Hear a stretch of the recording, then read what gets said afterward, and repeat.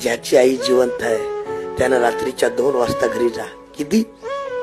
तुम्ही रात्रीच्या 2 वाजता घरी जा आणि दार वाजवा. आपली आई थाटकन उठते रात्री 2 वाजता, दार उघडते. पहिला शब्द असते, बाळा इतका उशीर, तू जेवलास का?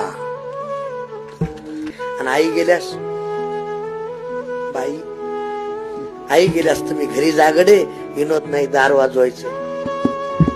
दादा महाराज लेकरू जवळच असते, मम्मी पप्पा झोप झोप, कुठेही बोंबलं तिंडते, झोप झोप. आई काय विनोद नाही.